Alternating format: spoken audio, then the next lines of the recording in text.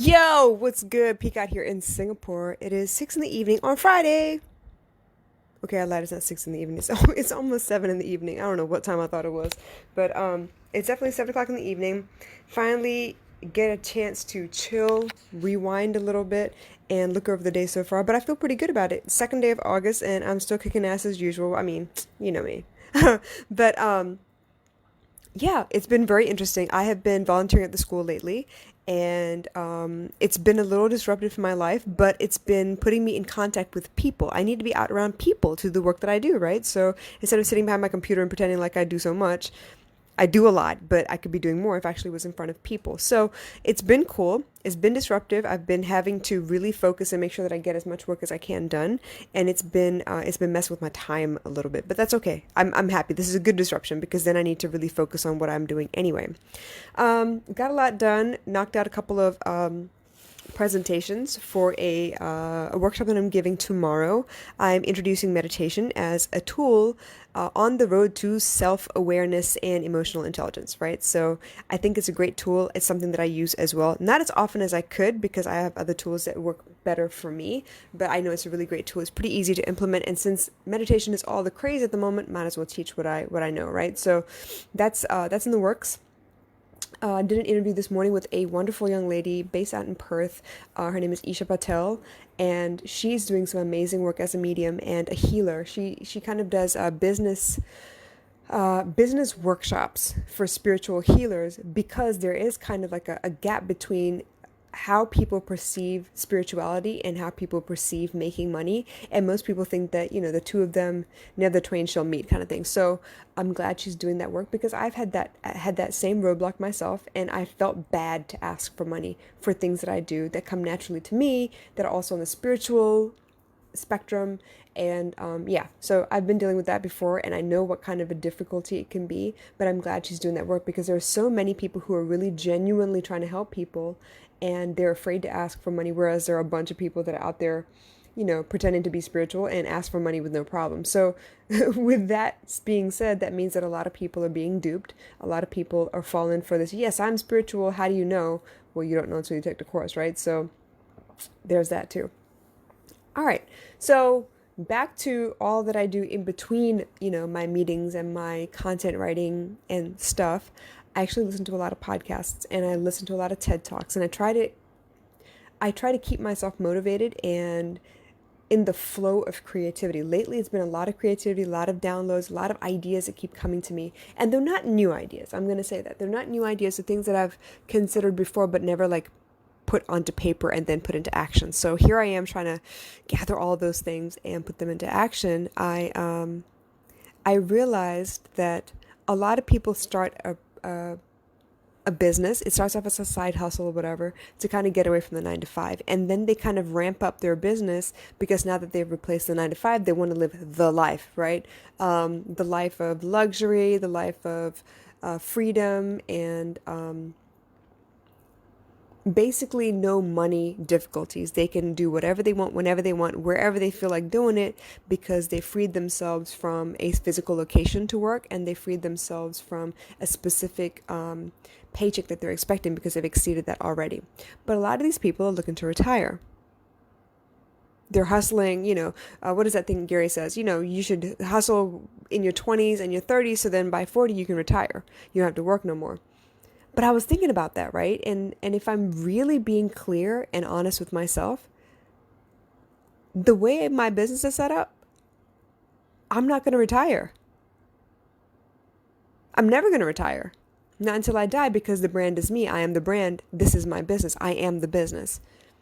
And that's the way I want it to be. I don't want to give up creative control. I don't want to sell it off to somebody. I want this to be me, which means that as long as I have life in me, as long as I have breath in my lungs,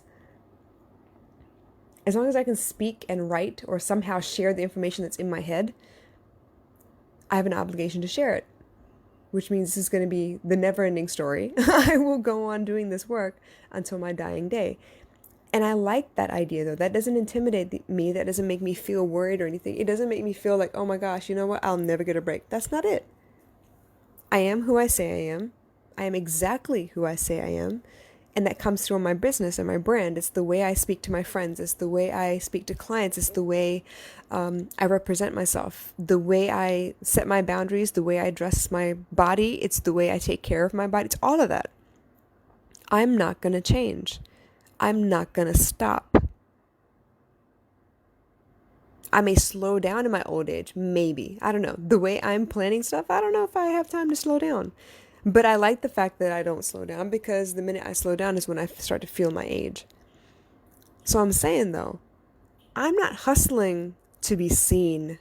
I'm not hustling to be heard. I'm not hustling to make a name for myself and be the next Instagram influencer. I mean, there are millions of those, and they're doing stuff. I don't know what all they're doing, but they're doing stuff, right? To be seen. I'm going to be there. In the back of your heads, I'm going to be there as a household name. I'm going to be there. When you think of Dear Annie, you're going to think of Dear Asati next. You're going to think of, damn, who was that girl? You know, that girl that was a single mom that did it all. Kind of like Martha Stewart, but without the jail time, you know? That girl. She tried everything. She proved that your mind is the limit. There was no niche. She was human, all the way 100 human.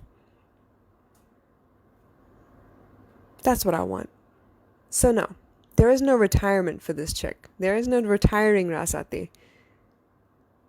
I'm going to keep doing. I'm going to keep hustling. I'm going to keep moving. I'm going to keep trying and building and doing.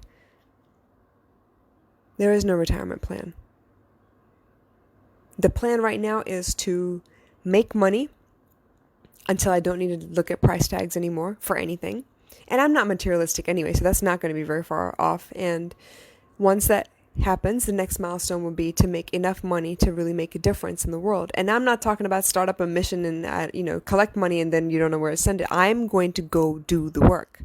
I'm talking Habitat for Humanity. I'm talking, what is it? There are a couple of travel plans out there where you can go travel, and in exchange for room and board, you can actually do work in another country. It may be, vineyards and farming and I don't know what, but that's the kind of life I want. I want that travel lifestyle where we spend a couple months doing in another country and learning about the culture there. That's the kind of life I want my daughter to lead. So then she can really choose what she wants to do with the rest of her life. And no, she doesn't have to take up the mantle of this humongous empire I'm about to build. I'm not about to build, I am building. If she doesn't want to do that, she's fine. But while I'm alive, this is what I'm going to do. I'm going to give her the world. I'm going to give her access to the world. All the far reaches of the world, all the experiences that mankind has to offer. While we have a world worth exploring that isn't destroyed by pollution, that isn't falling apart, I want her to see all of those things. I want her to experience all of those things. I want her to know what humanity is.